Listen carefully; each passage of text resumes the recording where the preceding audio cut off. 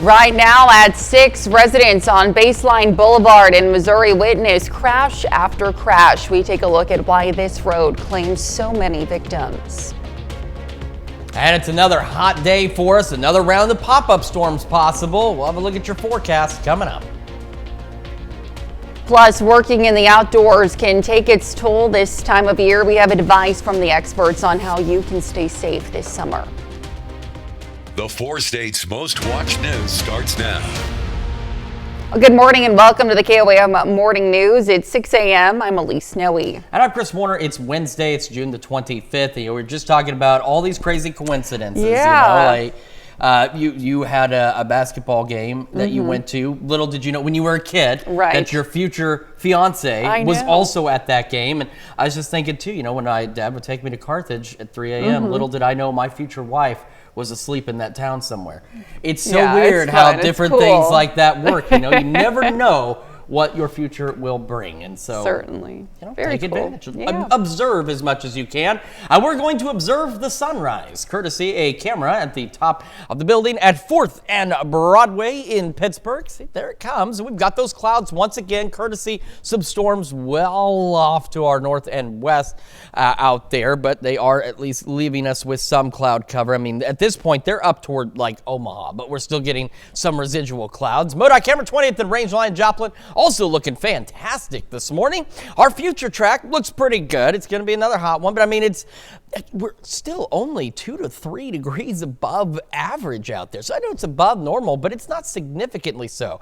It's the humidity during the daytime hours, and it's the fact our overnight lows have been anywhere 5, 10, almost 15 degrees above normal in some cases. That's what's making this feel a little more miserable.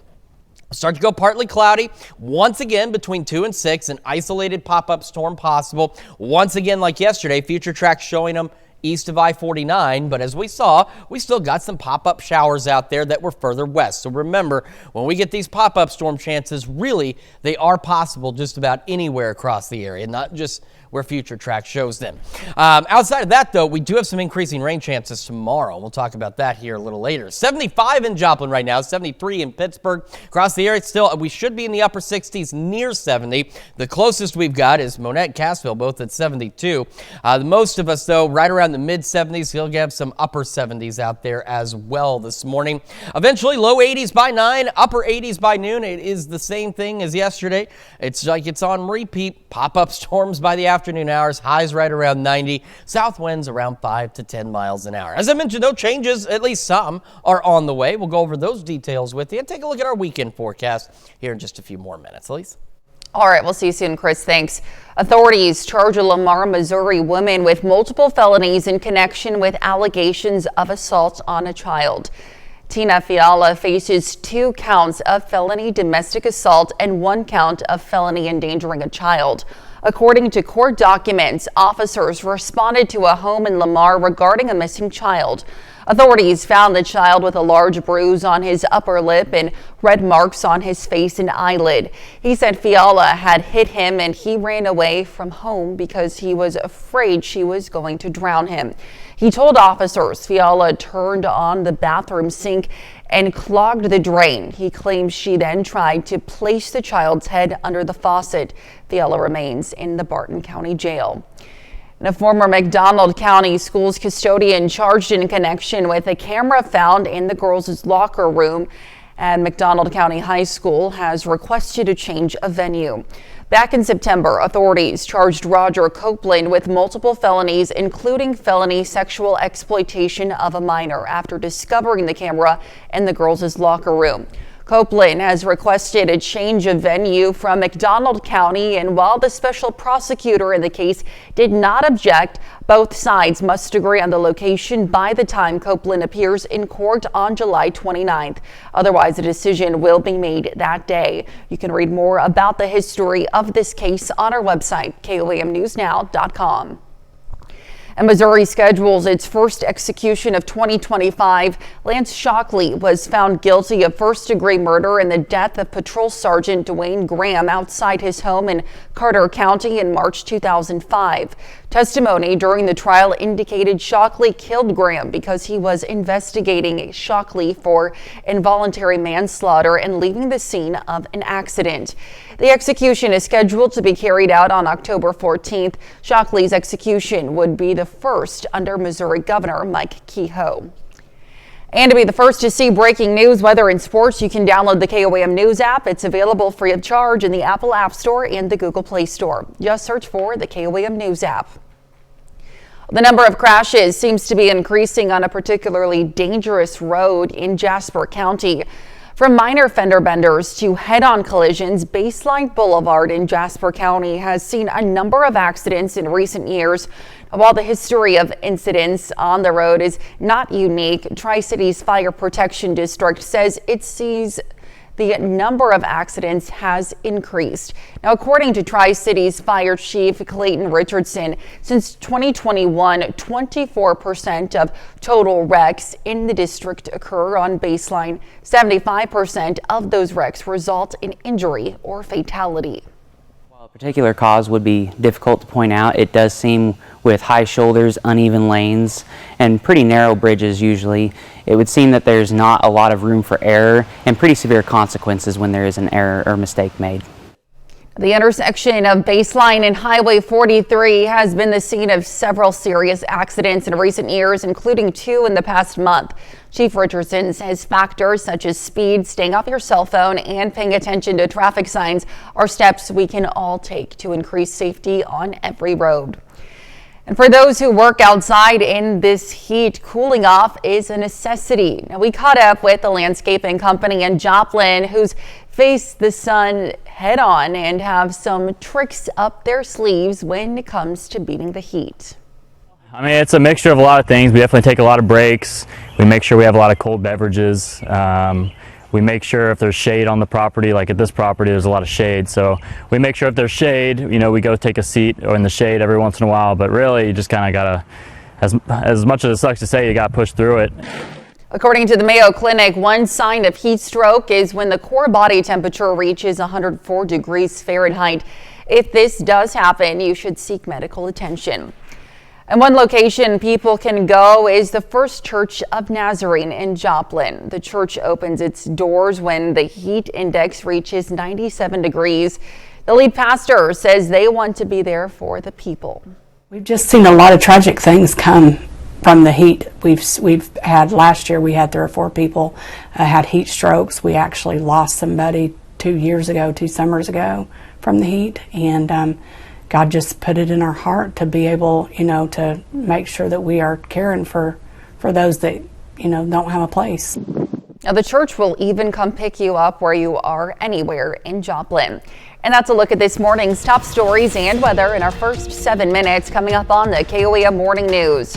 President Trump is in Europe to meet with NATO leaders as the Israel and Iran ceasefire unfolds. And we have another hot and partly cloudy day today. We'll have what to expect with Chris Warner in the Sky Watch Weather Center. You're watching the KOAM Morning News. We'll be right back. But first, here's a live look from McClellan Park in Joplin.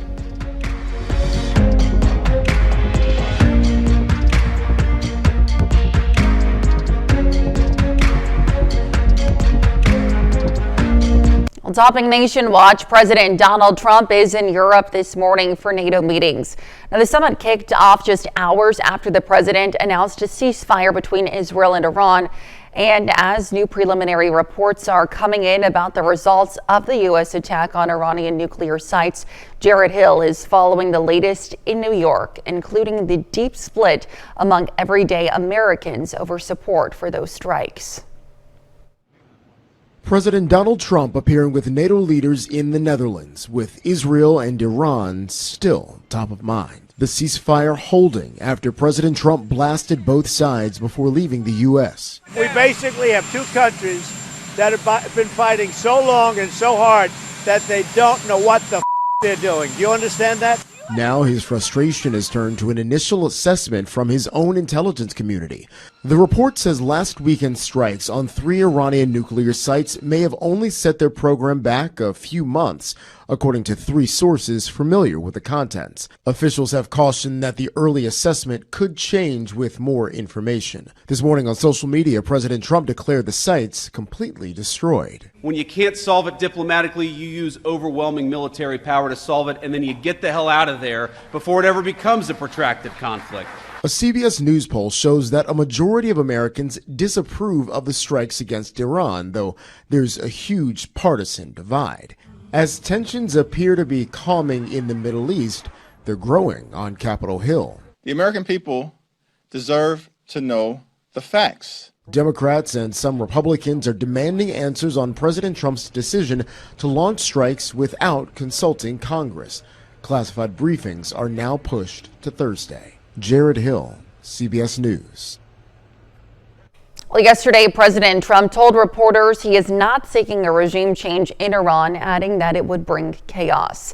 And still to come, doctors are warning parents that declining child vaccination rates are fueling preventable disease outbreaks.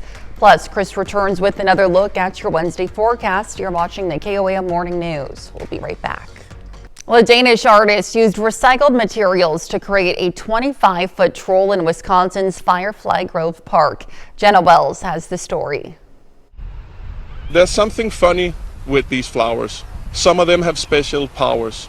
There's no roots beneath these flowers. Rain don't rain upon these flowers. Something's funny with these flowers. A poem. They come from nothing in an hour. There's no honeybees. These flowers has no honey in these flowers. Introducing a new face in Wauwatosa that's soon to be familiar. And I hope that when people see it, that they will just get a sense of wonder, get a joyful feeling. This is Mama Rosa, a 25-foot tall troll overlooking Firefly Grove Park. I say that my trolls are like the protectors of the plants and the animals, and they speak for them. She was created by Thomas Dambo, a Danish artist renowned for his more than 150 troll sculptures around the world, all made of recycled materials. I am the world's leading garbage artist. What do you have laying around? What's in your trash can? Like, do you have some leftovers, something you're cutting down, something that's going to be discarded? Mama Rosa was built with wood from old Wauwatosa trees. And her most unique feature, old Tosa Village light posts, found at the Public Works building. Nobody had any love for them.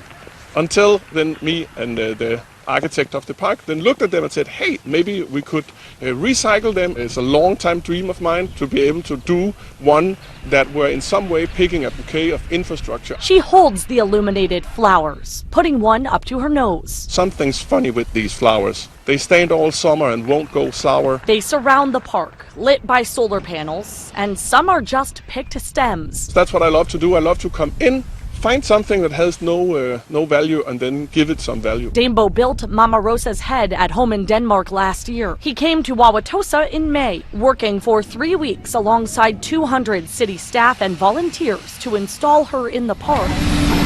He said, he's now said it twice, this is his favorite troll of 156 he's done. We're holding him to that. Mayor Dennis McBride hopes Mama Rosa will bring more people to the city. And that's an easy goal. Dambo's trolls are famous. Fans who call themselves troll hunters travel the world just to see them. And I think that the success comes from doing something that matters, doing something that's truly positive and not pretending like it.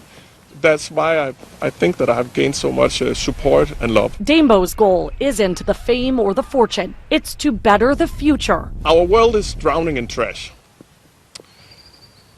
It's drowning in trash. To him, trash is truly treasure. That is the mission of all my art. It is to show the world that our trash is not dirty, disgusting, dangerous, and worthless. He hopes Mama Rosa can inspire the humans she meets every day. And when the sun's asleep, these flowers glow. I wonder how these flowers grow. What an incredible creation and such an important message. Let's head over now to Chris for a quick look at your forecast. Yeah, we've got a beautiful sunrise out there this morning. It's our camera 7th and range line in Joplin. We do have another hot, muggy day out there. Another opportunity for some pop-up storms this afternoon. We'll have a full look at your forecast and tomorrow's rain chances when we come back. Welcome back to the KOAM Morning News. 621 coming up on 622 on this Wednesday morning, starting with temperatures heading into our Thursday. It's another hot one out there. Bear in mind, though, our temperatures really not too terribly far above average in terms of our daytime highs. It should be about 88 or so. We're only going anywhere from 3 to 5 degrees above normal, which, you know, it is the 4 states. We're nearing July. It could be a lot hotter out there. What's killing us during the daytime, or what's hurting us during the daytime the most, is the humidity. It's putting those heat index values close to 100, and in some cases a little over 100. And the other thing that's not helping is our overnight lows staying anywhere from 5, 10, and even upwards of 15 degrees above normal. So there's no relief from the heat overnight. It just stays way too warm into the 70s. And in some cases this week, we've been near 80 for overnight lows, which is just kind of wild out there. Our Friday is going to be another hot one. We will start to see some improvements, though, as we roll through the start of next week, which we'll talk about in just a moment. But as you can see, even rolling into Saturday, another hot day in store for us. So here's what we've got. Today, like yesterday, another round of isolated pop-up storms. It'll be between 2 and 6 later today. Like yesterday, Future Track now just showing a couple east of I-49. We got some. In fact, looking at the regional radar data from yesterday, back toward Springfield and even up toward Rolla, there were a few more pop-up storms to our east. So Future Track had that part right, but we did get some showers that popped up out a little further west into parts of Oklahoma and southeast Kansas. So just because it doesn't show up on here doesn't mean it's not a possibility. It says keep an eye to the sky for those pop-up storm chances. Now, as we head into Thursday, things change a bit. First off, the winds pick up again. Southwest gusting upwards of 20-25 miles an hour. But by Thursday afternoon, we get a system approaching, and it's going to get just close enough this time. Now, there's a greater severe threat off to our northwest, but we will start to see showers, thunderstorms start building in, especially by late afternoon and evening. Now, what happens, though, is they keep hitting almost like a brick wall before they get to the 69 corridor, and they kind of fizzle out. They become showers, they die, but then more thunderstorms develop back behind them. You see, those did the same thing. They get close to 69,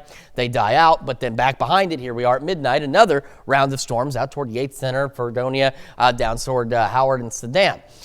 These storms, some of them could be strong to low-grade severe with gusty winds as the primary concern. But the third round of storms tries to get a little more organized. It was showing up on Future Track yesterday. It seems it's returned today. We'll see exactly how it pans out, but we could actually get some meaningful rainfall that's going to push through early Friday morning. So by 5, we're back toward Bates, Limb, Bourbon County, stretching toward Chanute, around Parsons, Coffeyville, down toward Bartlesville. These storms push off to the east, and some of them could still be a bit on the strong side. So we're talking Fort Scott to Pittsburgh, and then eventually Lamar to Nevada, and then the Stockton area as well, around Stockton Lake. So if you are out this weekend, maybe you got Friday off, just make sure you're prepared for some possible storms in the morning. Then they push east. The southern end kind of fizzles out, at least at this point. We get another round that tries to develop out there. It tries also to move east, but doesn't do much. And by about 1, we're done with those, and then we're just left with a couple isolated showers trying to get going. So we'll see exactly how those storms pan out, but as we stand right now for tomorrow, no hail or tornado risk areas highlighted, which is fantastic. And again, the wind risk is there. It's a level 1 out of 5, but still some damaging wind gusts will be possible, something we want to monitor. Again, beautiful sunrise from 7th and Range Line there, near 80 to start our day, mid-80s once again by 11 a.m. Our highs today pushing right around 90, heat index values mid-upper 90s, getting close to 100 again. And we'll go the 90s all the way into the weekend. Could get to the mid-90s Saturday. Saturday looks to be one of our less than pleasant days. And then we get more cloud cover and a few more shower and thunderstorm chances kicking off next week. So that starts to bring our temperatures down a wee bit and also brings our heat index values down a little as well. Let's check your forecast. Now here's Elise with Health Watch. All right, Chris, thanks. Well, a warning from doctors. Vaccination rates for children have stalled around the world. A new analysis published in The Lancet shows more than 15 million children worldwide haven't received any life-saving vaccines. There are currently several outbreaks of vaccine-preventable diseases, including polio overseas and measles here in the U.S. The report says addressing vaccine availability and misinformation about vaccines is critical. And the number of Americans with health insurance rose significantly over the last 4 years. A report by the CDC showed the percentage of Americans who are uninsured dropped from 9.7% in 2020 to 8.2% in 2024. However, that still leaves 27 million Americans who have no health insurance coverage. And social media may be influencing more teens to use cannabis or e-cigarettes. New surveys conducted by Keck School of Medicine of USC found teens who saw influencers or celebrities using e-cigarettes or cannabis on popular social media sites were more likely to start using them themselves. That's a look at Health Watch. We'll be right back. Right now at 6:30, kids at Columbian Elementary in Carthage find a fun way to beat the heat. And take a look, we got some haze. It's a bit muggy already this morning, and we've got another round of pop-up storm chances today. Look at your forecast coming up. Plus, some super teachers from around Southwest Missouri get singled out for honors in Webb City. The 4 states' most watched news starts now. Good morning and welcome to the KOAM Morning News. It's 6:30. I'm Elise Noe. And I'm Chris Warner. It's Wednesday. It's June the 25th, halfway through the last full week of June. Yes. Because July arrives next week. Feels and like the it. 4th of July. Yeah, it certainly does. It's only a week from this Friday. It's just this week, this month, This everything year, is just flying by. I honestly, can't even really, think. since the COVID pandemic, I feel It like really time has has. just flown by. July since 4th, next week. Wow. Yeah, here it comes. So hopefully you are ready, and hopefully in between you're staying hydrated, Yes. taking precautions because it's still been pretty hot and muggy out there. Quick look outside downtown Pittsburgh. There's the sunrise. Got a few clouds here and there. They will eventually clear. But you also see it's a bit on the hazy side as well. That's that humidity, man. That's what's hurting us the most. Not necessarily our high temperatures, because as I mentioned, our high temperatures have been only a few degrees above normal, not significantly above normal.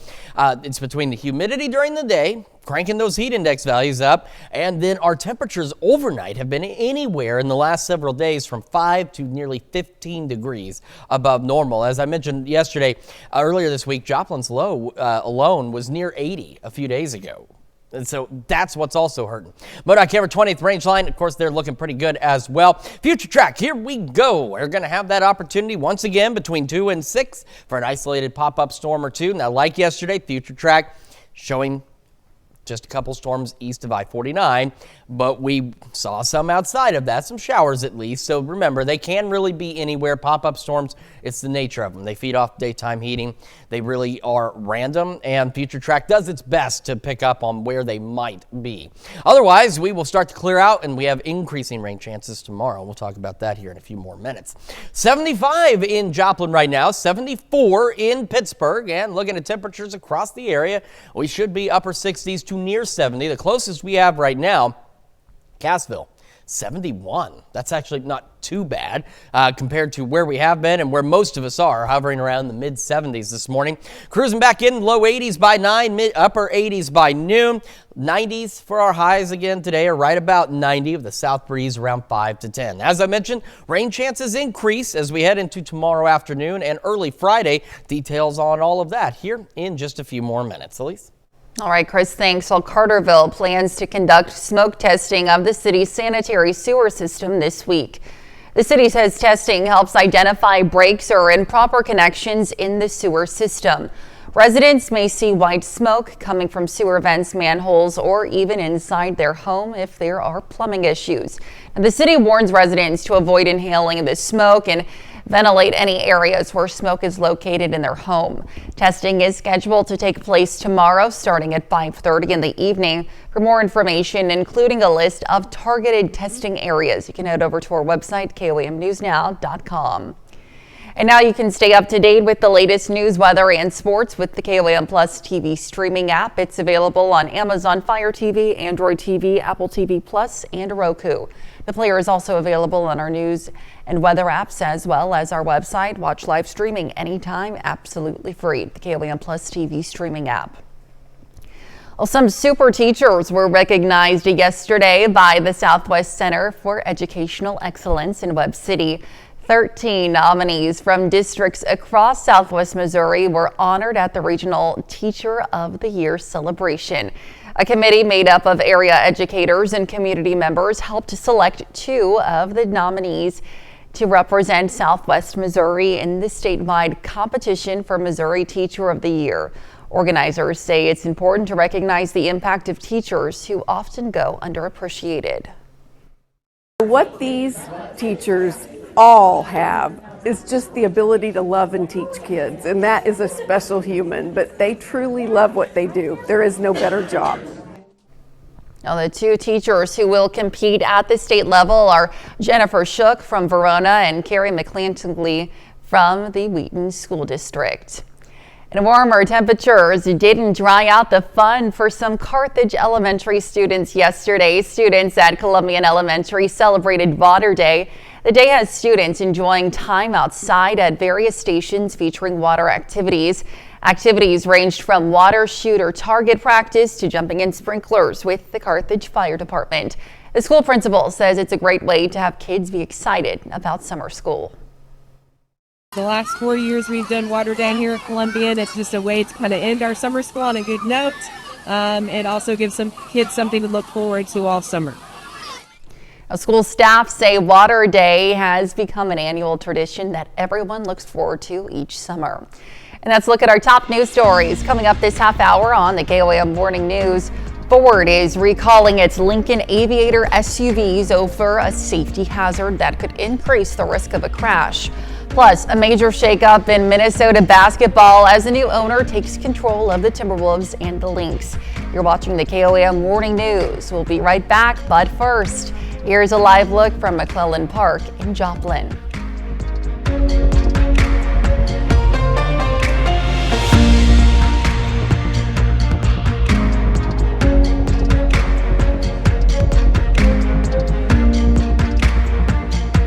In Consumer Watch this morning, it's the most popular search engine and one of the most profitable companies in the world. So why does Google sell advertisements to people purporting to be companies they are not? Well, Tim McNicholas has an answer. When I'm not reporting the news, I'm a frequent Amtrak rider. Recently, I Googled Amtrak customer service, and the first 3 results showed websites or phone numbers that don't belong to Amtrak, even though the links stated Amtrak or Amtrak phone number. I think that that's pretty terrible. Laura Black says she called a number listed on another site, the reservationsdesk.com, and paid them $356 to upgrade her Amtrak trip from New Orleans to Charlottesville back in March. It was a fraudulent ticket. I was actually really shocked the fact that you can Google something and at the top hit, it's a scammer. Like, how does that happen? Amtrak and Google both describe the listings as, quote, scams. So how do they rise to the top of the search results? Turns out they are sponsored listings or ads, and the tech giant says they've suspended the accounts. Google would not agree to an interview for this story, but said in an email it removed 146 million ads last year for misrepresentation, with some blocked before they could be posted. The company admits that even though ads go through automated or human reviews, alleged fraudsters adapt and sometimes find ways to show Google different content than they later show users. We dialed the number Laura Black called, and whoever answered said they don't sell train tickets and know nothing about the reservationsdesk.com. We discovered shortly after we reached out that the website had been taken down. Now I have to fight with my credit card. It's going to be 2 months till I see that money back. If I see it back, there's no guarantees, and it's unfortunate. Amtrak says customers should stick to booking tickets directly through Amtrak.com or with the app. Tim McNicholas, CBS News, New York. Ford is recalling nearly 133,000 Lincoln Aviator SUVs. The National Highway Traffic Safety Administration says parts could become detached from the vehicle, creating a hazard for other drivers and increasing the risk of a crash. The recall affects model years 2020 to 2025. Owners can take their vehicles to a Ford dealership for a free repair. And the NBA's Board of Governors has unanimously voted to approve the sale of controlling ownership of the Minnesota Timberwolves and the WNBA's Minnesota Lynx to former Major League Baseball star Alex Rodriguez and businessman Mark Lore. The $1.5 billion deal is expected to be finalized by the end of the week. The transfer ends Glenn Taylor's 3 decades as owner of both teams. Taylor and his wife Becky released a statement saying, quote, "Our love for this organization and this community remains as strong as ever. We will always be fans." And good news for those who like to dine out with their dogs. Caesar Canine Cuisine is bringing back its Caesar Restaurant Weekend over the weekends of July 12th and 19th. The company is sponsoring events at restaurants in Los Angeles, New York, Nashville, and Chicago. Pet parents can enjoy meals that complement Caesar's offerings for their furry friends and take home doggy bags full of swag. The Job Corps is the nation's oldest and most prolific vocational job training program for low-income Americans. It also provides housing and schooling for young adults. Now, in the last month, the country's Job Corps program has plunged into uncertainty after the Trump administration ordered its operations to be paused. Ivan Rodriguez reports on what could be ahead for the program and those who benefit from it. Carmela Munoz Cota entered Phoenix Job Corps at 18 years old. She says the impact it had on her life was profound. When I first came to Job Corps, I had nothing. I had nothing but a trash bag of clothes with me. For more than 6 decades, Job Corps has trained and educated more than 2 million people. Low-income people between the ages of 16 to 24 also have access to housing while learning specific training skills for up to 3 years. Graduates can either enter the workforce or an apprenticeship, go on to higher education, or join the military. Arthur Maratia with the Transportation Communications Union says many graduates continue their training with them. We train them on railroad jobs and aviation jobs. And we've placed over 16,000 young adults and kids in quality jobs. When the Trump administration first announced it was pausing operations for Job Corps centers, a scramble began to find shelters for students at risk of homelessness. After a judge issued a temporary restraining order, Job Corps centers worked to bring them back into the program. Maratia says if the program is axed, it would affect the students and broader economy. If we're not filling those jobs, if we're not backfilling those positions, there's going to be less workers out there. After successfully graduating, Munoz Cota hopes future students have a similar chance. It's going to affect everyone because now these kids are going to go back to broken homes. They're going to go back to violence. They're going to go back to trying to survive. I'm Ivan Rodriguez reporting. That's it for Consumer Watch. Here's Chris with a quick look at your forecast. Yeah, temperature's already pretty toasty. Well, not toasty, but very warm for this time of day. Mid-70s, Joplin and Pittsburgh, and across the area, still hanging out in the mid-70s with Cassville as one of the cool spots at 71. On the way for another toasty and muggy day with another round of pop-up storm chances. We'll have a look at that, plus birthdays and anniversaries right after this. All right, time for some Wednesday birthdays here in the 4 states, and we're going to start in Frontenac. Now, Emma, I'm going to apologize right now. I know I'm going to say your last name wrong, but that doesn't make your birthday any less special, okay? Probably makes it even better because you can be like, hey, the guy on TV didn't say my last name right. But Emma Goot, celebrating birthday number 10 in Frontenac, says, wishing you the best year yet. Love your family, friends, and favorite neighbors. And in Girard, a happy 17th birthday to Maya Norton. And we continue with Seth Wilson in Girard, celebrating number 18. Happy birthday, Seth. And in Weir, a happy 26th birthday to Shannon Beasley. And in Columbus, Hillary Evans, celebrating birthday number 40 today. Happy birthday. And a happy 55th birthday to Michael Nolan in West Mineral. And we're heading down the Reeds for Bobby Block, celebrating birthday number 84. Happy birthday. And a happy 42nd anniversary to Mark and Terry Thompson in Pittsburgh. And back to Reeds, Bobby, celebrating not just her birthday, but her 64th wedding anniversary with Charles Leroy down in Reeds again. A very happy anniversary to both of you. And a happy birthday to Christina Triber in Chanute.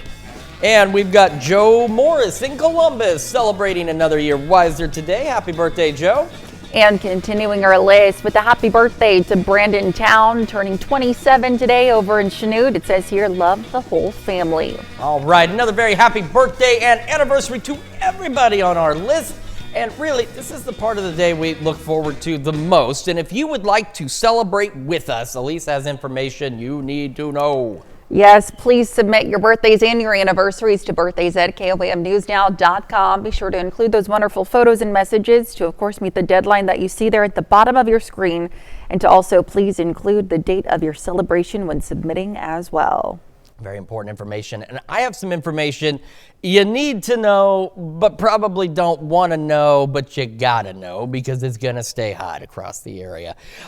It is summertime, all right? But really, and I think you guys know what I'm talking about. It seems like last Friday when the first day of summer hit, it's like a switch was flipped. We had spent preceding days, weeks going into summer with average or even in some cases below normal temperatures. And all of a sudden, here comes the first day of summer, boom, the heat was on. And that was the end of that right there.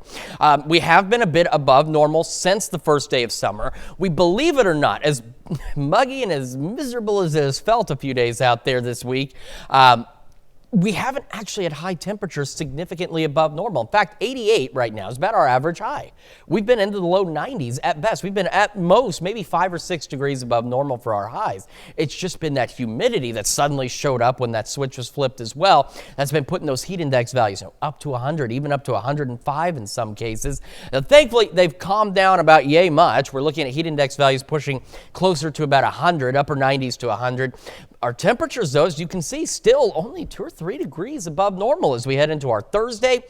The other thing that's hurting us, as I've mentioned too, is our overnight lows. We should be in the upper 60s to near 70. We've had some locations this week alone where the lows have been down to only 80. And so we're still well above normal overnight. Thankfully, that doesn't carry into the day, making it even hotter, but doesn't give your AC a break, doesn't give you a break either, even if you're doing some overnight work. I know a lot of road crews, building crews, try and get some things done overnight when it's cooler, and it just has not been. And the heat sticks around as we roll into the weekend. Now, Saturday at this point looks to be maybe our muggiest day out there. And then we do start to see some improvements. So let's talk about our pop-up storm chances today. Same thing as yesterday, between 2 and 6 p.m., best window for an isolated pop-up storm or two. Similar to yesterday, though, as you saw, Future Track only showed like a couple east of I-49. I think it picked up on a brief shower near Bartlesville. But as we saw yesterday, yes, we saw more pop-up storms to our east, Springfield to Rolla. But we did get some that showed up further west, so they really can be just about anywhere. Now, this is where it gets a little easier for Future Track because we actually have something that's going to set off shower and thunderstorm chances as we start rolling into Thursday.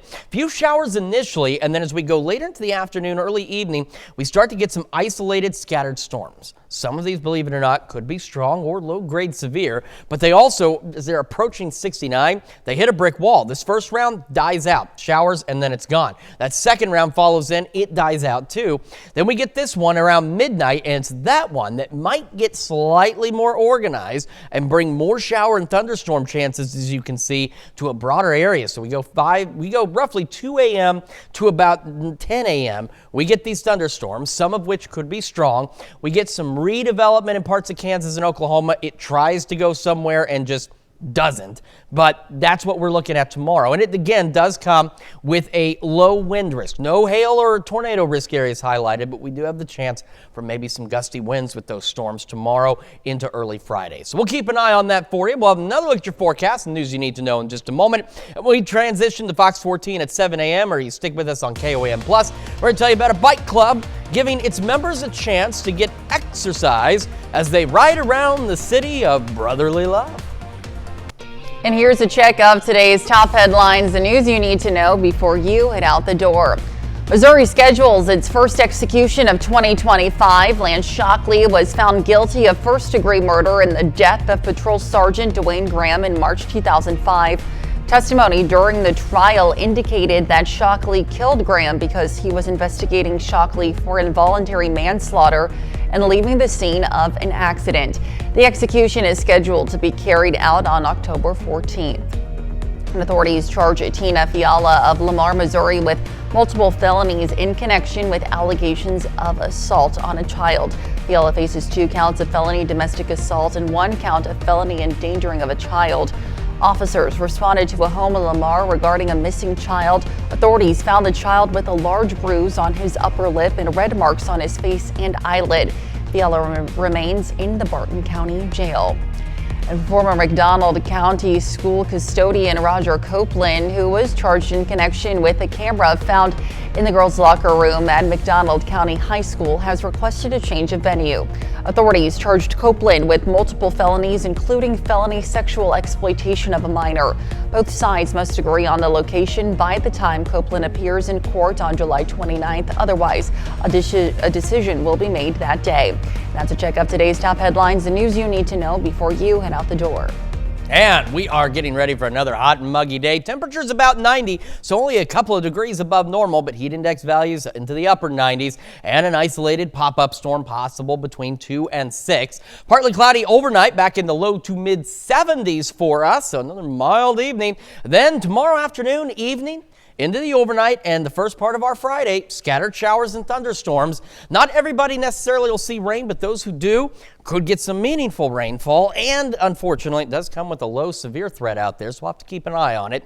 Low 90s still continuing through the weekend. More storm chances, more clouds by the start of next week. All right, and coming up today at noon, we're making orange cream bars in the Mr. Food Test Kitchen. And your morning news continues on KOAM with CBS Mornings. Or you can switch on over with us on Fox 14, where your only local morning news continues. This morning, AJ Stock from Charlie 22 joins us in the studio to talk about their upcoming banquet. Plus, Brett Vadiz from Skyway Buick GMC also join us in the studio and invite us to a party they're throwing for their customers. However, it's going to wrap it up for us for now. We'll be back here tomorrow at 5. And we'll see you today at noon.